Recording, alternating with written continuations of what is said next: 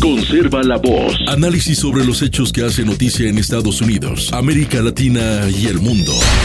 That America will never be a socialist country. Conserva la voz. Un espacio no apto para lo políticamente correcto o socialmente aceptable.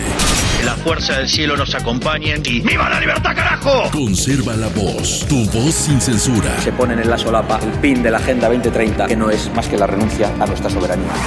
Con ustedes su anfitrión, Freddy Silva.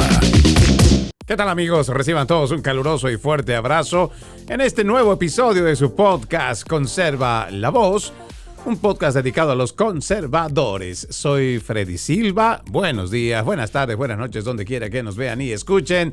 Sean cordialmente bienvenidos. Estamos en martes 17 de marzo de este 2026. Con mucho gusto acompañándolos y, por supuesto, invitándoles a que nos sigan a través de las redes sociales. Son ustedes invitados a ser parte de este programa con sus opiniones, con sus críticas o si necesitan alguna información que abordemos. Déjenme decirles que estamos en el día 18 de esta incursión militar de Estados Unidos con Israel en contra de Irán. Hay mucho que se puede ir relatando, yo creo más bien sobre lo que nosotros tratamos de mostrarle, ¿no? Esa mirada que tal vez los principales medios de comunicación no le están diciendo, no le están mostrando. Hay muchos analistas que pues pueden tocar esto. El tablero geopolítico ahora mismo es bastante interesante. Hay quienes están afirmando que estamos más cerca de una tercera guerra mundial que del fin de la propuesta que había tenido el presidente Donald Trump, el fin de esta incursión militar que no iba a pasar las 4 semanas, es entre 3 y 4 semanas. Pues ya estamos en la tercera semana. Y el presidente, pues igual que el secretario de Guerra, igual que el secretario de Estado, pues tienen una información, considero, bastante positiva, que nos hace ver que Estados Unidos va bien, que las cosas están marchando como ellos esperaban, que incluso hay una confesión del presidente Donald Trump el día de ayer donde dice pues que él no quería realmente lanzar este ataque. Él estaba haciendo mención de que les estaba yendo muy bien, los precios de la gasolina estaban bajos, y es cierto que la economía se estaba recuperando, que también es cierto, habían mostrado un reciente informe que indicaba que se había logrado conseguir empleos, pero ya el inicio de la primera semana de marzo, y esto también relacionado con las cifras de febrero, pues no mostraban del todo una gran mejoría, sobre todo en la creación de empleos. El presidente decía que, pues aún teniendo los números altos, él podía haber mantenido estos números de esta manera, que le habrían significado también el mayor respaldo de sus bases. Sin embargo, para el presidente esta es un esfuerzo que viene haciendo su administración precisamente para ya librarse de una vez por todas de la constante amenaza nuclear iraní. Hasta el sol de hoy, ya poniendo los pies en la tierra, creo que con una mirada también bastante objetiva, diríamos fríos, bastante objetivos. Si en algún momento la administración Trump o igual Benjamín Netanyahu con todo el Estado sionista de Israel decían que Irán estaba listo para lanzar su arma nuclear y que iba a detonarlo, pues te puedes revisar, no es un invento mío. Benjamín Netanyahu lo viene diciendo desde el 96 y tiene un largo historial de decirnos constantemente que ahí hay armas nucleares. Sin embargo, de todas las incursiones militares que ha hecho tanto Israel como Estados Unidos, no hemos visto que en medio de estos ataques se haya atacado alguno de estos centros supuestamente donde están pues estos armamentos nucleares. Y claro, queremos darles también el beneficio de la duda. Por supuesto que sí. Entendemos que Estados Unidos pues no entrará en la torpeza de bombardear, si es que ellos tienen información, estar bombardeando lugares donde se tenga armas nucleares. Pero por obvias razones. Lo último que quisiéramos es que tanto la población civil como cualquiera de las personas que esté a su alrededor pues no vaya a sentir el impacto tal vez de una detonación atómica. Y mucho menos que esto significara también el inicio de una escalada en esta guerra para invitar al resto de las naciones que tienen armas nucleares pues que comiencen a utilizar las propias. Lo cierto es que hasta el día de hoy, lo que estamos viendo en el panorama internacional, yo creo, y esto haciendo un análisis, como le digo, bastante objetivo, yo lo que creo es que más bien a nuestros ojos se está mostrando un cambio interesante de cómo el sistema financiero se va a ir acomodando. Vamos a empezar paulatinamente, creo, a una nueva fase. ¿Por qué le digo esto? Porque tal vez usted va a pensarle que lo que le digo ahora mismo no tiene nada que ver con este tema de la incursión militar. Pero yo creo que si vamos atando cabos, vamos a poder empezar a desmenuzar cuál es el verdadero trasfondo de esta incursión militar. Usted podrá pensar que es Estados Unidos, que quiere también, en su afán de mostrar su poderío militar, pues hacerle saber al mundo que no está jugando, que esta es una administración comprometida, por ejemplo, en el lado de este lado del Atlántico, de que sí van a luchar contra el narcotráfico, las drogas y los gobiernos corruptos. Y de la misma manera lo van a hacer contra aquellos que representen una amenaza nuclear para los aliados, propiamente a Israel. Hasta ahí creo que todo estaría claro.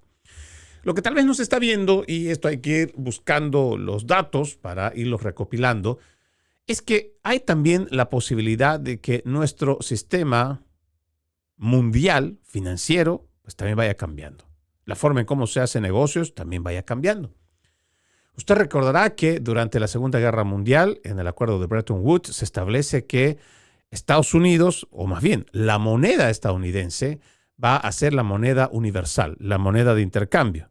Y posteriormente, ya para los 70, Estados Unidos logra firmar un acuerdo con el principal país productor de petróleo para que el barril de petróleo o lo que tenga que ver con los carburantes se tenga que comercializar en dólares americanos. A partir de ahí, no, hay datos que son muy importantes recordarlos. 1971, el presidente Richard Nixon creo que comete la peor estupidez en la economía de los Estados Unidos y decide salirse del patrón oro. Nos había costado tanto la guerra de Vietnam que Estados Unidos entró en una deuda que no la iba a poder pagar. Ya veíamos en ese entonces, en los 70s, a una Francia que venía a reclamar pues el oro que había depositado y no teníamos con qué pagarlo. Entonces Richard Nixon decide que temporalmente, como dirían mis amigos cubanos, no hay nada más eterno que lo temporal. Pues entonces Richard Nixon decide que vamos a separar el patrón oro, que es la base sobre la cual se imprime el dólar estadounidense, pues ya no más. A partir de ahora lo vamos a entrelazar con el petróleo. Y a partir de ahí yo entiendo que se produce la gran estafa a la humanidad a través de este acuerdo. Pero bueno, estafa o no, delito o no, empobrecimiento o no, se han cambiado las reglas del juego en 1971.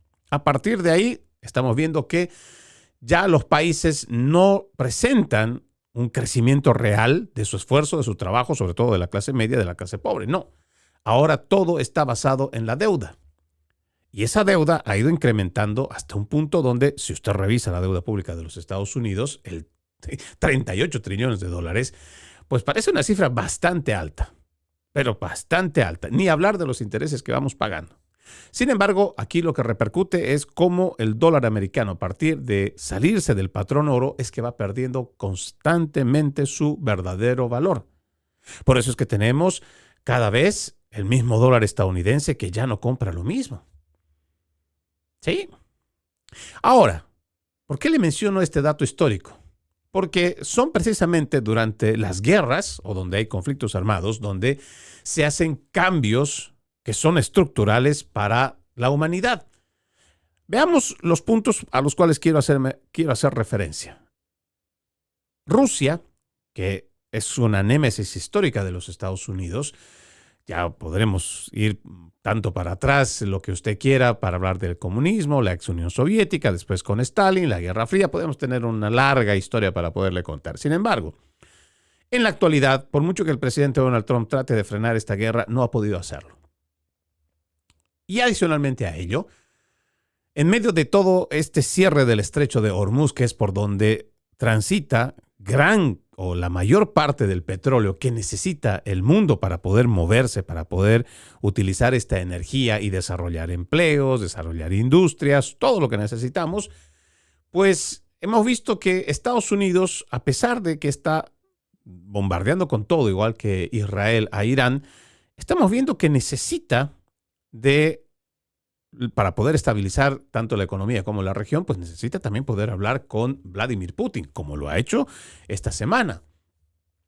Adicionalmente a ello, decíamos la anterior semana que organismos internacionales han logrado firmar un acuerdo para que se vaya liberando el petróleo de reserva de muchas naciones. Y yo entiendo que esto no es tanto para satisfacer la necesidad de esas naciones, sino para que, mediante la liberación de este crudo, pueda llegar a estabilizar la economía de China. ¿Por qué le menciono este punto ahora? Porque más allá de lo que nuestros ojos estén viendo ahora mismo, el conflicto en la zona del Golfo, donde está siendo atacada Irán, está respondiendo Irán, los países alrededor de Irán que han sido atacados no declaran una guerra oficial porque han sido atacados. Sin embargo, hay una especie de tensa calma y de un cuidado para no declarar una guerra, porque todos saben que deben cuidar por ahora el sistema económico mundial. Pero aquí hay datos que me parece interesante, que debemos considerarlo. Hay una China que depende el 80% de su energía precisamente del petróleo iraní. Y más allá de una condena verbal, pues no han pasado ningún tipo de acción. ¿No le llama la atención? Pues yo creo que en este caso, por eso es que se liberan todas estas, yo diría, millones de barriles de petróleo precisamente para que de alguna manera vayan a nutrir a la industria china. ¿Por qué China necesita ser estabilizada? ¿Por qué a China también hay que llevarle esta cantidad de petróleo aunque estuviera cerrado el estrecho de Hormuz? Porque si a China no se la contenta, que también ahora China llega a ser una pieza de estabilización en los conflictos globales, pues China va a ver la oportunidad en cualquier momento de no ser satisfacidas sus necesidades energéticas. Va a llegar el momento donde va a incursionar militarmente en Taiwán. Y usted dirá, pero pues parece que por ahí no hay tanto movimiento. Pues créame que sí lo va a haber. ¿Por qué le digo? Porque tras bastidores no estamos viendo el verdadero problema o la verdadera situación que se está viviendo precisamente con Taiwán, que no se está mostrando en la magnitud en la cual se debería hablar. Taiwán ahora mismo es el eje productor de estos microchips que van a llevar adelante a cualquiera de las naciones que logre dominar el campo de la inteligencia artificial. Por eso es que China, además de ver la competencia para llegar a ser la primera potencia económica y militar del mundo, también tendrá que ver la forma de cómo hacerse con la inteligencia artificial. Y en esta guerra, que parece silenciosa y donde no se están disparando misiles ni balas, es una guerra crucial que la vienen teniendo por lo menos hace 2 años. ¿Quién se hace con el control? ¿Quién se hace con el poder de la inteligencia artificial? La inteligencia artificial ahora mismo ya tiene muchos problemas. Y ojo, no le estoy hablando de estos microchips. No. Ahora mismo, este tema de la inteligencia artificial, por ejemplo, según nos lo vienen advirtiendo tanto Elon Musk, Noah Yuval Harari, igual que otros exponentes internacionales, nos dicen que la automatización que va a traer la inteligencia artificial va a dejar sin empleos a por lo menos el 50% de la humanidad, si no es más. Entonces, ya ellos están viendo que personas desempleadas que no tienen nada que hacer, y si son muchas, si son en gran cantidad, pues esto va a reflejar convulsiones sociales. Y para ello China ya viene muy adelantado. Tiene 4 años y medio que está implementando un sistema de crédito social, donde a través de dinero digital ya le están diciendo a la gente, ok, si no puedes trabajar, está bien, aquí te damos tu dinero para que tú puedas cubrir los costos de transporte, vestimenta, comida, educación, lo que necesites. Dinero digital, que eso lo inventan en realidad. Pero esto es para mantener a la gente controlada. Entonces, si ya estamos viendo el problema que va a tener impacto no solo laboral, social, económico, y para ello se están preparando todos estos cultistas de la agenda globalista, hay otros problemas que también va a enfrentar la implementación de esta automatización de la inteligencia artificial. Le traigo solamente un dato que me parece ponerlo también sobre la mesa para un análisis correcto. Usted recordará que en la crisis del siglo pasado, crisis energética que tuvo Brasil, donde no tenían gasolina, no tenían diésel para poder nutrir su industria, o igual para mover todos sus vehículos, pues Fue gracias al descubrimiento de sus bioquímicos que pudieron encontrar que a través del maíz podían desarrollar etanol y que con ese etanol pues lograron suplir la demanda energética que los tenía al borde de una quiebra. Pero ahí se presentó un problema bioético, donde pues surge la pregunta obvia. ¿Le damos de comer el maíz a la gente o le damos de comer ese mismo maíz a los vehículos? ¿Quién cree que ganó? Pues sí, parece mentira. Pero otra vez, las necesidades de alimentación de la gente no eran prioridad, sino la economía, los empleos y la demanda energética. Y de esta forma, pues es que hasta el día de hoy usted recibe igual el etanol, puede ser desde Brasil o de cualquier otra parte del mundo, pero fue gracias a esa situación, a esa crisis que se logra salir con esta, y entre comillas, salir de esta situación. ¿Por qué le traigo este ejemplo para que usted lo considere ahora que tenemos este siglo XXI y una inteligencia artificial? Usted recordará que el año pasado, mientras presentaban una aplicación que su fotografía la podían convertir en una caricatura y era gratuita y se la hacía a través de inteligencia artificial, muchos se quejaban o algunos influencers denunciaban que los servidores, los cuales se hacían o los cuales elaboraban estas caricaturas, pues requerían toneladas de agua. Y es que cada vez que usted revise la información en cuanto a la estructura, la infraestructura para poder tener estos servidores funcionando de inteligencia artificial, verá que cada vez los espacios son más grandes, que superan incluso y por mucho, digamos, una cuadra, un bloque a la redonda, entero. Pero además necesitan sistemas de refrigeración que necesitan grandes cantidades de agua.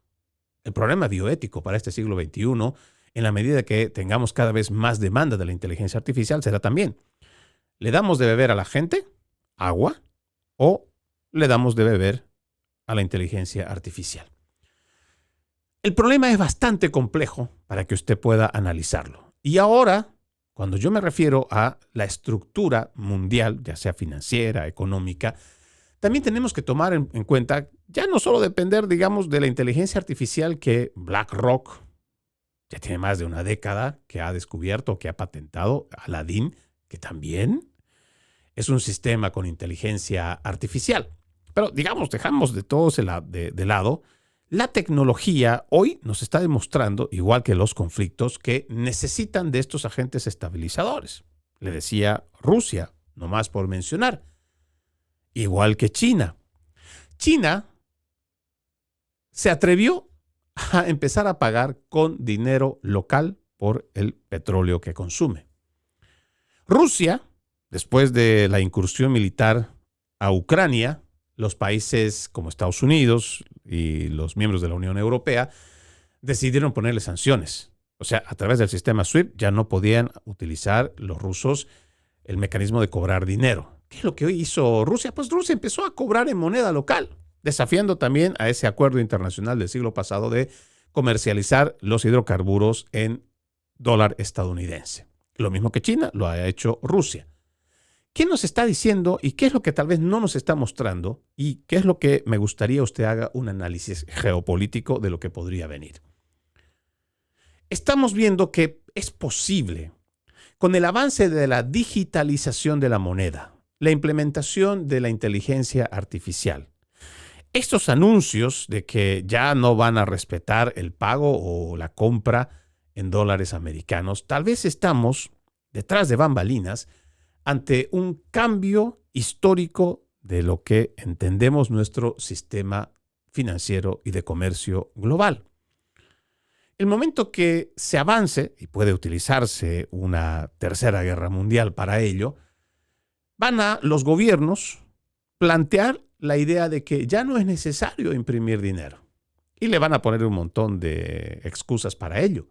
Que el dinero cuesta mucho imprimirlo, fabricarlo, guardarlo, resguardarlo, que además trae problemas bacteriales y le van a poner un montón de cosas por las cuales el dinero físico debería desaparecer. Se lo van a contar.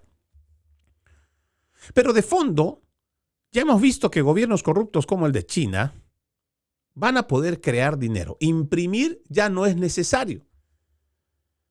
Van a poder crear dinero de la nada a través de una computadora y pues tome 1,000 o 10,000. Tome 1,000,000, haga lo que quiera con él. Pero eso sí, tiene que alinearse con las reglas que nosotros establecemos qué es ser un buen ciudadano. Seguramente entre ellos será pues no criticarle al gobierno, no ser un disidente, no incomodar al poder, no salir en marchas de protesta. Y habrán consecuencias para aquellos que todavía se atrevan a confrontar o fiscalizar al poder. Y eso es lo que está pasando hoy en China. Y como en China se está buscando la manera de implementar a través de los parlamentos la forma de silenciar a las personas. Por eso le digo, parece mentira, pero cuando uno va atando cabos y va viendo la implicación que puede tener esta guerra, más allá de pensar solamente que podría escalar algo peor a una tercera guerra global, incluso una guerra nuclear, estamos ante nuestros ojos un hecho histórico que podría cambiar nuestra forma de vivir. Y es por ello que es bueno ir viendo el plano general. Le decía, la zona del Indo-Pacífico, propiamente le hablo de Taiwán, es un punto y también es un foco interesante donde puede realmente reventar la guerra. Pongámonos a pensar, Estados Unidos tiene, su más grande inversión puesta allá, porque de ahí deriva la mayoría de los microprocesadores que se necesita para la industria americana, sobre todo la industria militar. Ahora los militares ya nos han dicho que están invirtiendo muchísimo dinero para buscar una alternativa a todo eso que se tiene invertido allá en Taiwán. Sin embargo, es una tecnología que demorará de 5 a 10 años para tenerlo. Pero mientras tanto, la amenaza es ahora. Si detonara, si en algún momento China le diera, pues, por simplemente decir, miren, ¿saben? Yo ya me cansé de esperar y ahora es el momento de invadir Taiwán, quedarse otra vez con Taiwán, seguramente ahí es donde va a comenzar toda la verdadera guerra. Porque no estamos hablando solamente a su aliado estratégico, histórico, Rusia, que tiene todas las armas nucleares para poder detonar y de una vez acabar también con la guerra de Ucrania y ponerle fin. Y a cualquier país miembro de la OTAN. Tenemos el otro aliado, que es Corea del Norte, que está esperando esta oportunidad ya para tomar de una vez Corea del Sur y en lo posible atacar seguramente a Japón. Y lo que tal vez no quedó concretado durante la Segunda Guerra Mundial, pues ellos sí concretarlo. Entonces, parece mentira, pero detrás de todos estos conflictos bélicos, lo que realmente, y esto créanme, es bastante posible, es que esta agenda globalista está buscando la manera de cómo hacer este cambio estructural. Uno, ya tiene la tecnología para controlarnos. Lo hacen todos los días a través de nuestros dispositivos móviles, a través de toda la tecnología convergente que tenemos hoy. Ya lo están haciendo. ¿Saben a qué hora nos levantamos? ¿Saben qué es lo primero que miramos a través de nuestro teléfono? ¿Saben qué nos gusta comprar? ¿Qué talla de zapato tenemos? ¿Qué colores de camisas nos gusta usar en general? Ellos tienen toda nuestra información. Ya nos controlan.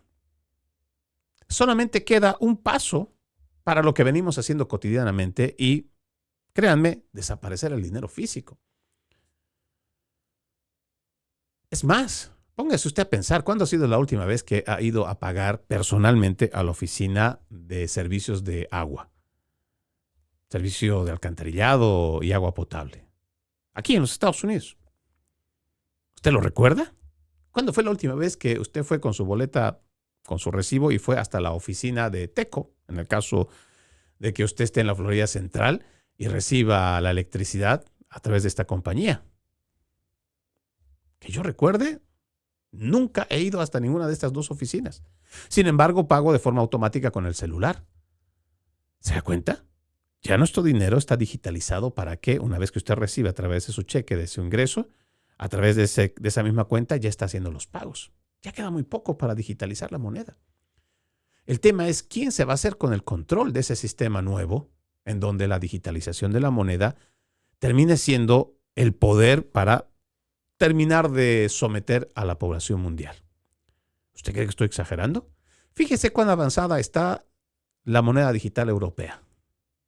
Fíjese cuán avanzada está la moneda digital china.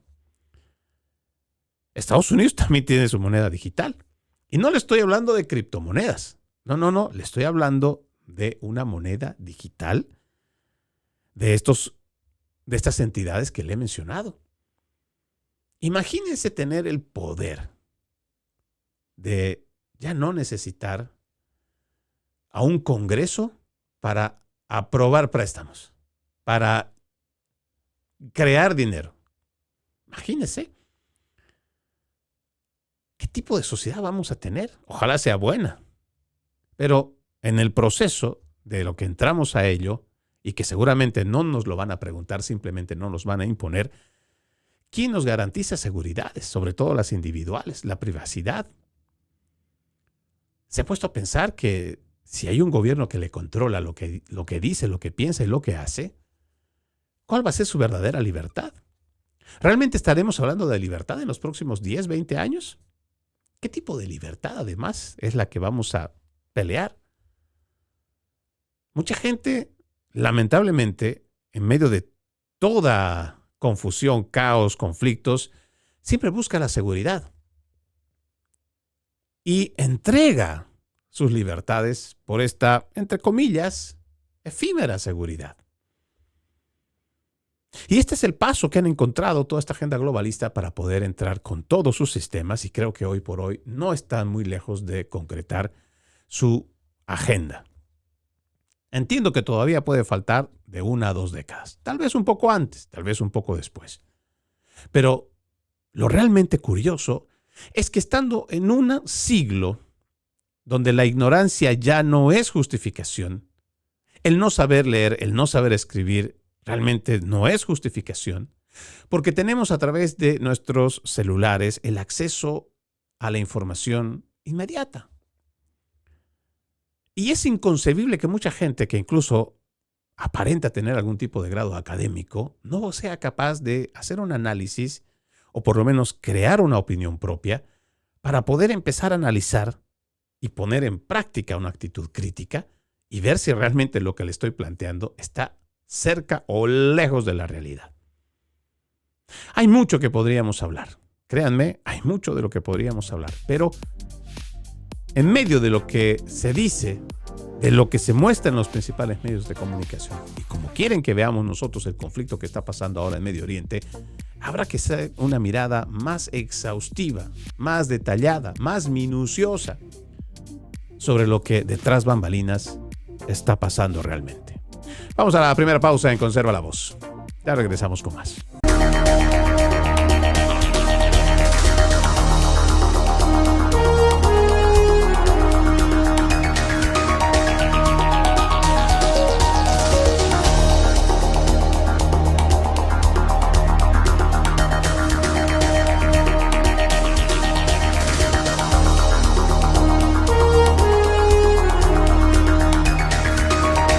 Continuamos con más de su podcast Conserva la Voz. Recuerde, usted puede ser parte de este programa. Escríbame a Freddy Silva Ayala en Facebook, Freddy Silva 80 en Instagram, Freddy Silva TV en YouTube, en TikTok, en X antes Twitter y el resto de las plataformas digitales. Le agradezco que me ayude a compartir mi contenido. También lo invito a ver loramediatv.com, www.loramediatv.com, un espacio donde, además de este programa, usted encuentra periodismo objetivo. Recuerde, www.loramediatv.com, www.loramediatv.com. En temas que me parece que son importantes mencionar, el día de ayer también hablábamos sobre este tema de Cuba. El presidente Donald Trump dijo hoy que espera tener el honor de conquistar Cuba días después de que el gobierno comunista de la isla reconociera que estaba en conversaciones con Estados Unidos. Durante unas declaraciones en la Casa Blanca, Trump se negó a decir si una posible intervención estadounidense en Cuba se parecería más a la Venezuela o Irán, a tiempo que afirmó que puede hacer lo que quiera con la isla. Creo que Cuba está viendo el final, dijo el presidente a los periodistas en el despacho Oval. Saben, toda mi vida he oído hablar de Estados Unidos y Cuba. ¿Cuándo lo hará Estados Unidos? Creo que tendré el honor de tomar Cuba. Eso es un gran honor. Tomar Cuba, explicó además, quiero decir, ya sea que la libere o la tome, creo que puedo hacer lo que quiera con ella. Son una nación muy debilitada en este momento. Después de que Trump insinuara la semana pasada que una adquisición amistosa, el presidente cubano Miguel Díaz-Canel confirmó que su gobierno está en conversaciones con Estados Unidos. Pero bueno, el presidente Trump no tiene temor de lanzar estas declaraciones y es que tiene toda la razón. Y seguramente para algunos terminará siendo una ofensa, sobre todo para todos estos zurditos comunistoides, azulitos demócratas que no les gusta ver la realidad. Que cuando se les dice que no solamente es pobreza, sino que miseria la que la dictadura cubana le viene haciendo vivir a los cubanos desde hace más de 6 décadas. Que no es lo que vienen a decirnos que es el bloqueo de los Estados Unidos que ha llevado a esto. No, es una mala administración. Es el poder concentrado en un solo lugar, en los castristas. En toda esta cúpula, fiel a Fidel Castro, que todavía lo venera, este erudito del mal. Pero veamos, para poder desarrollar este tema, nos parece también importante ir viendo muchas piezas en este tablero. Porque el presidente en este momento dice, creo que Cuba está viendo el final. Y él tiene toda la razón. No es una acción, como muchos demócratas tratan de manifestarlo, como si se tratara de, a ver, vamos a hacer la prueba, a ver qué tal, a ver cómo nos va. No, yo creo que aquellos que han seguido de cerca los rallies del presidente Donald Trump en el 2023, 2024 sobre todo, él habla de los Estados Unidos, pero habla de los Estados Unidos en el continente. Más allá de lo que algunos quieran interpretar, que también se trata de una liberación de la dictadura chavista o de una liberación de la dictadura castrista en Cuba, aquí lo que se trata es volver a tomar el control de nuestra región y que nuestra región, desde Argentina hasta Canadá, pues sea para nosotros, así como la Unión Europea vela por los países europeos. Así como esta organización de Asia-Pacífico también vela por los países de Asia, y seguramente habrá una liga africana, todavía en este continente pues hemos andado casi todos por su cuenta. Y por eso también existe mucha debilidad. Hemos visto cómo los gobiernos, podemos fácilmente mencionar el de México, ha sido gravemente dañado por esta invasión del narcotráfico. Ahora el crimen organizado tiene más poder que el gobierno. Es más, se denuncia a Claudia Sheinbaum y a los morenistas, y no solo de esta gestión, sino desde Andrés Manuel López Obrador, que tienen nexos directos, es más, son socios con los narcotraficantes. Y eso claramente se puede ver en las declaraciones que todos los días lanza Sheinbaum.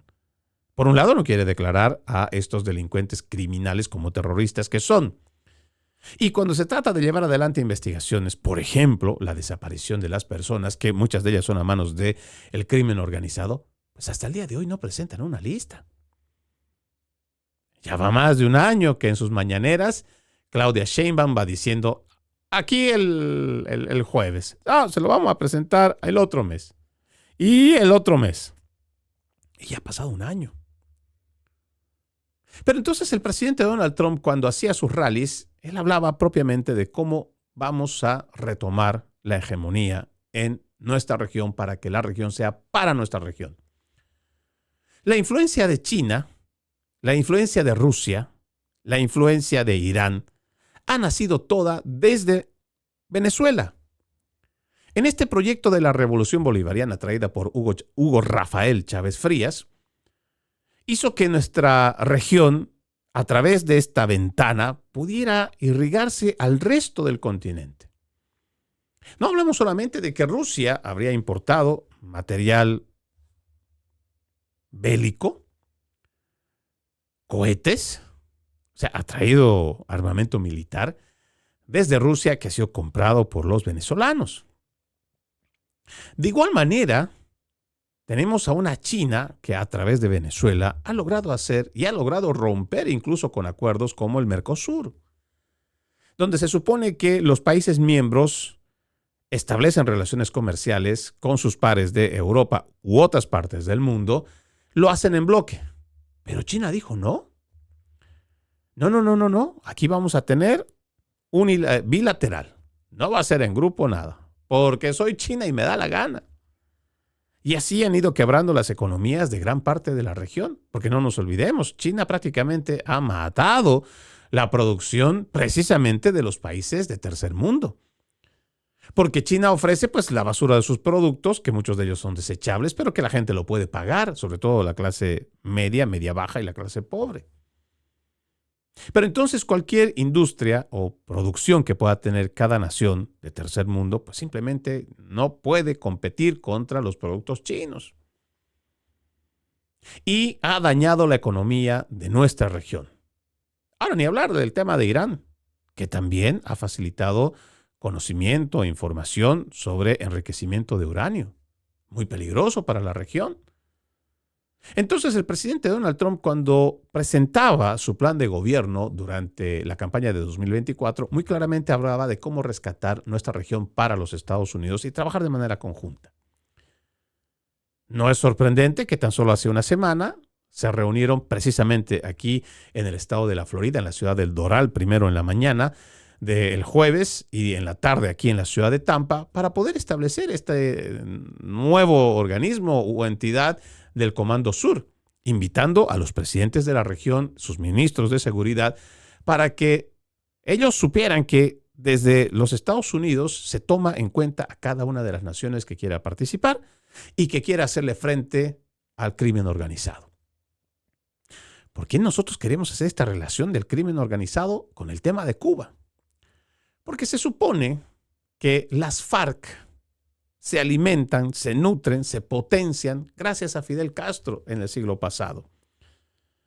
De ser un movimiento, digamos que inicialmente político, termina siendo una organización criminal narcotraficante. ¿Y hasta qué punto tiene metidos los pies de Cuba con relación a las FARC? Solo por mencionar a este grupo paramilitar colombiano. Al punto que este proceso de paz, engañosamente, lo llevan a La Habana. O sea, sus amigos, sus socios, que con Fidel Castro pues eran amigos de armas, terminan buscando una paz que le beneficie a los bandidos. Bandidos que al final no solamente son exonerados en su mayoría, incluso les han dado un curul en el Congreso como si realmente se tratara de actores políticos y no de narcotraficantes delincuentes. Entonces, cuando uno va revisando todas las piezas y la influencia perversa que ha tenido Fidel Castro con todo este comunismo, pues el presidente toma la acción de debilitar a esta nación. Y había que debilitarla de la forma más directa. El petróleo, ese petróleo casi gratuito, si no gratuito por tantos años, que se lo viene regalando Venezuela y que después lo viene haciendo igual México.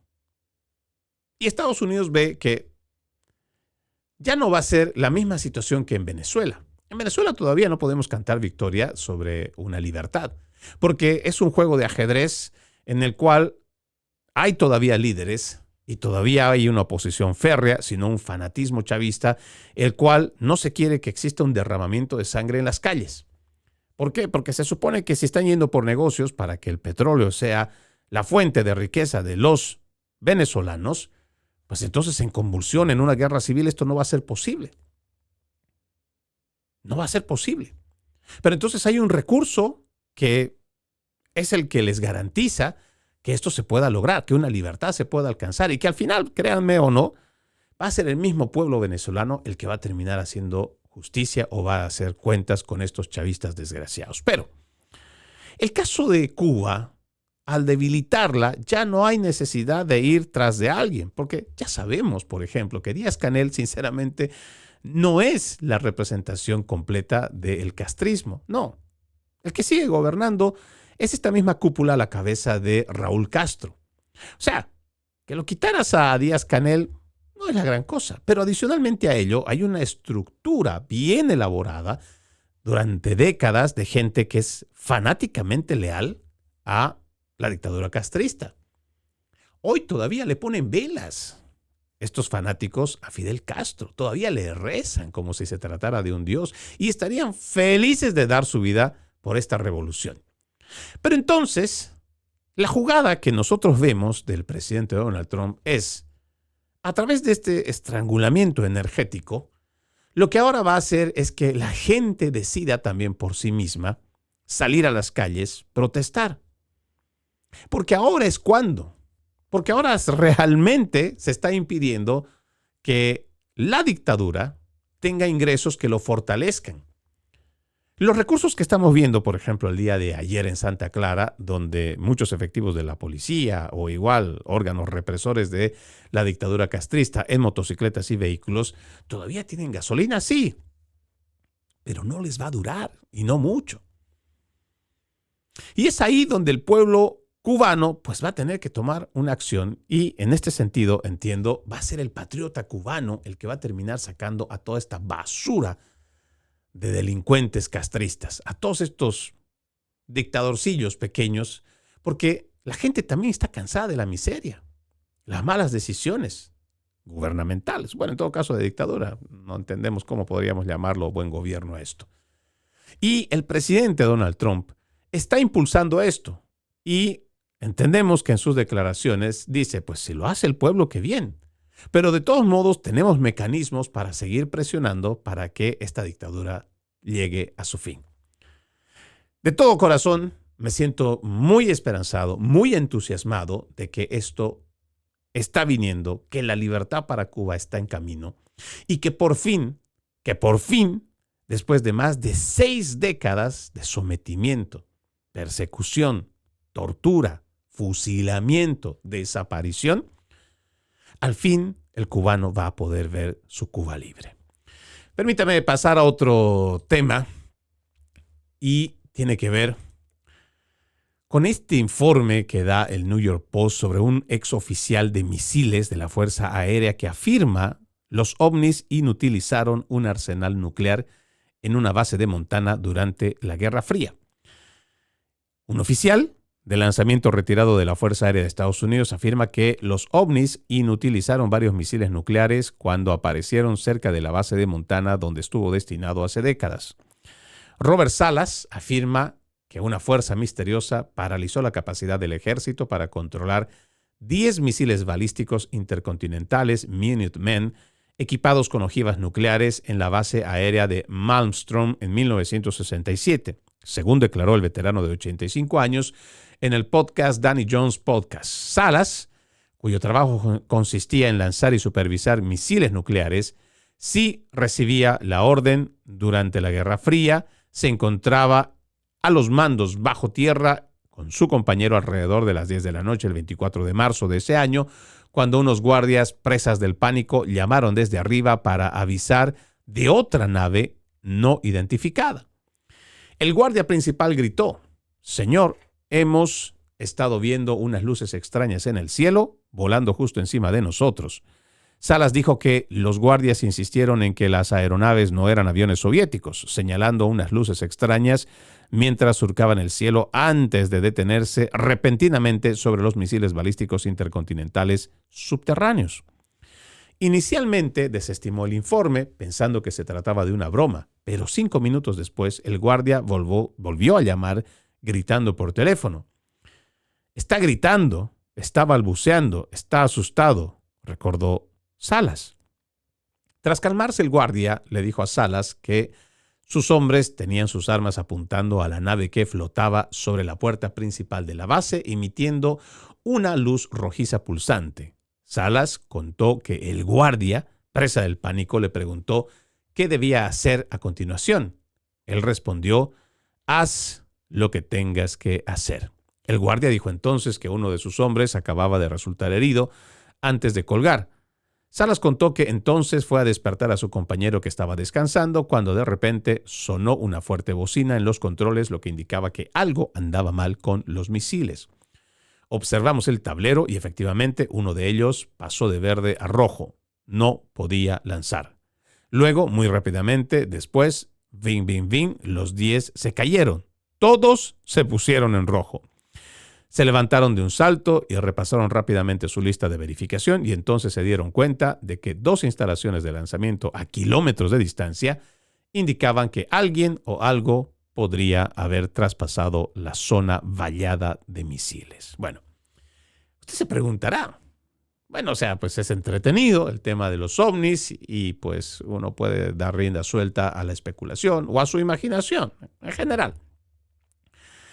Cada vez que yo veo esto, más allá de tomarlo con sorpresa, o igual con asombro, me llama poderosamente la atención cómo las 8 predicciones del Foro Económico Mundial se cumplen. Y ojo, no es que el Foro Económico Mundial tenga una fuerza de clarividencia para ver el futuro. No, señor.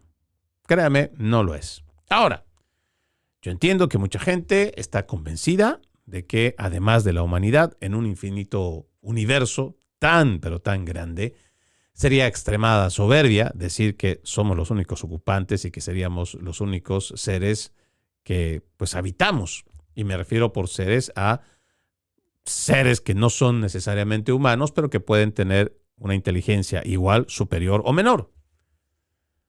Pero ignorar que pueden existir estas otras especies, pues nos parece que es un acto de soberbia, pero que bueno, que esto puede caber igual dentro de la mente de cualquier persona. Comprensible. Pero lo que a mí me parece siempre inquietante es cómo el Foro Económico Mundial se las ingenia para implementar una predicción y después verla cumplida. No para darle credibilidad, porque ellos saben que no están adivinando. Lo que están haciendo simplemente es ejecutando. Ya nos decían, cuando salía a la luz, creo que el video es del 2020, más allá de la declaración o el relanzamiento de la Agenda 2030 en el 2015, años después se plantea igual el libro de Klaus Schwab con el Foro Económico Mundial, el tema de la cuarta revolución industrial, el gran reinicio, y a partir de ahí igual tenemos este planteamiento de las 8 predicciones del Foro Económico Mundial, entre ellos, creo que es el penúltimo o el último, pues que vamos a empezar a ver, vamos a tener avistamientos más cercanos y constantes sobre objetos voladores no identificados, o sea, ovnis, pues. Sí. Más allá de lo que podamos creer en la versión, y cada vez hay más militares que nos van confirmando de que pues, la posibilidad de que existan otros seres que puedan tener incluso mejor capacidad que los seres humanos, pues parece que cada vez hay más libertad para decirlo. Se hablan de documentos desclasificados hace 2 semanas nada más por parte del gobierno. En algún momento se ha mencionado al mismo presidente Donald Trump para hablar sobre esto. A lo que yo voy. Puede ser interesante, puede ser hasta asombroso para algunos. Sin embargo, siempre veamos qué está detrás de esta distracción. Porque en lo personal, cuando se elaboran predicciones como las que hace el Foro Económico Mundial, donde abiertamente te dicen que vamos a comenzar a ver, antes de llegar al 2030, vamos a empezar a tener más afluencia de ovnis, pues simplemente son cortinas de humo. Que sea cierto o no, pues no sé, pero la relevancia y la pertinencia cuando estamos viviendo temas tan complejos en la humanidad, pues nos parece que no es más que una mera distracción. Y ojo, sin poner en duda la existencia de estos supuestos ovnis. Otro tema que me parece es importante mencionar tiene que ver con un general estadounidense que prestaba ayuda a Ucrania, dejó un mapa secreto en un tren y sufrió una conmoción cerebral tras una noche de borrachera. ¿Qué le parece? Según un mordaz informe de un organismo de control publicado, un general del ejército estadounidense encargado de coordinar el apoyo militar a Ucrania, devastada por la guerra, perdió de vista unos mapas clasificados mientras viajaba en tren por Europa en la primavera del 2024. El general de división Antonio Aguto, quien dirigió el grupo de asistencia para la seguridad en Ucrania con sede en Alemania entre diciembre de 2022 y agosto de 2024, confió los mapas a su personal al regresar a Alemania tras una visita a Ucrania.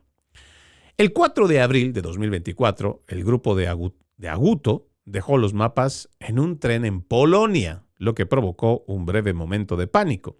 Los documentos fueron recuperados al día siguiente, cuando el tren regresó a Kiev. Utilicé los mapas, dice, con bastante frecuencia, independientemente de dónde me encuentre, para informar a los funcionarios sobre la situación en Ucrania, que es mi trabajo, dijo Aguto. Esta es una declaración que lo pueden encontrar en la oficina del inspector general del Departamento de Guerra. En su informe tiene 56 páginas. Pero también dice, los investigadores descubrieron que los mapas estaban empaquetados incorrectamente en un tubo cilíndrico, sin asegurar que los mapas eran demasiado grandes para envolverlos y el tubo era demasiado pequeño.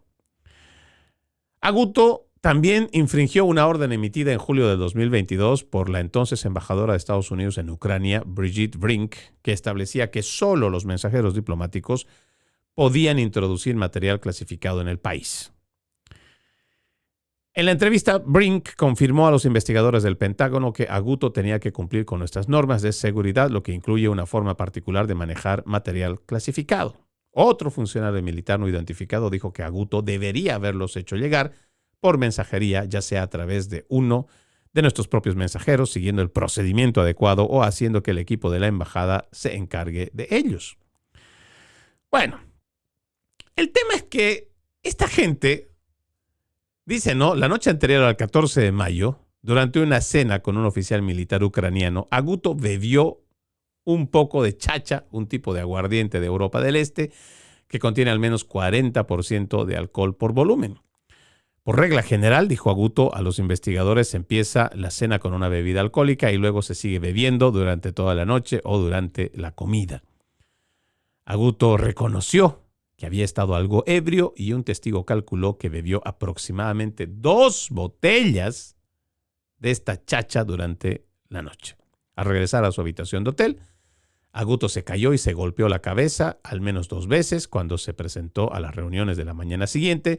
Un testigo afirmó que el general tenía un aspecto muy lento y le costaba caminar erguido. Aguto sufrió otra caída ese mismo día durante una visita a la Embajada de Estados Unidos, golpeándose el codo derecho y la mandíbula contra la acera de hormigón.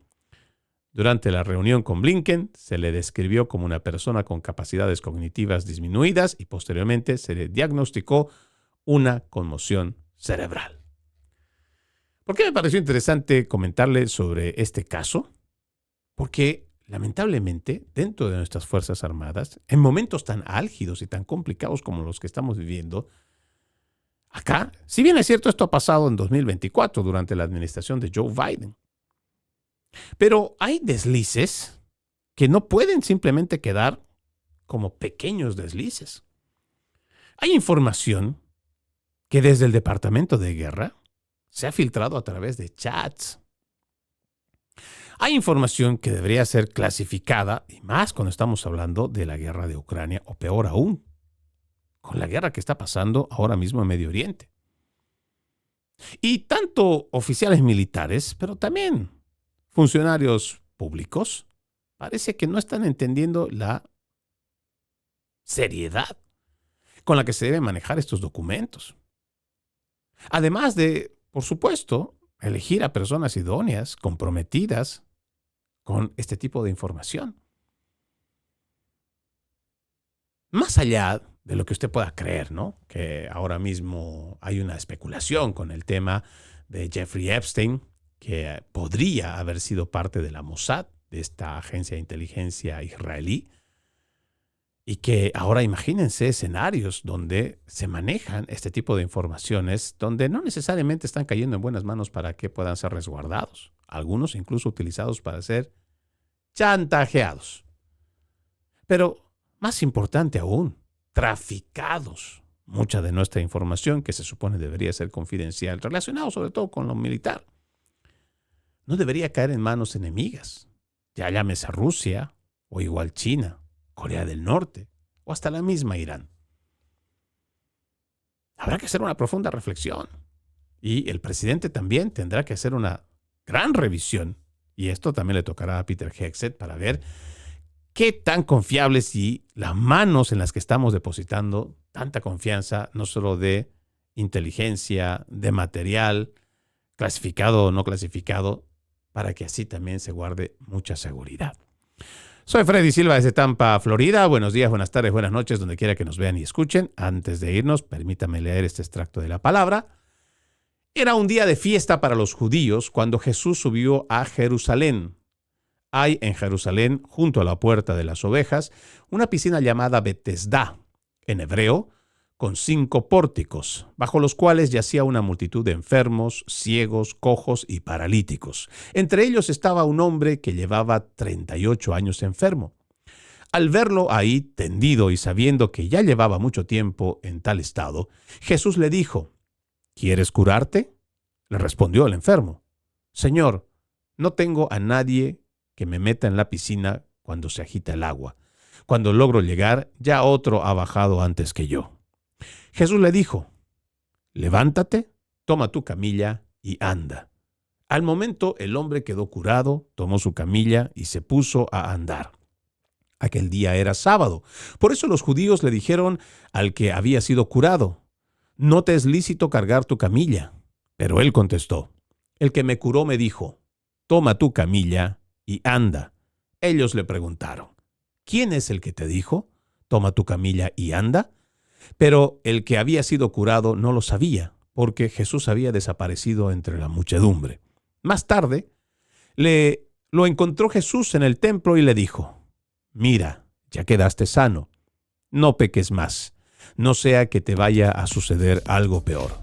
Aquel hombre fue y les contó a los judíos que el que lo había curado era Jesús. Por eso los judíos perseguían a Jesús, porque hacía estas cosas en sábado.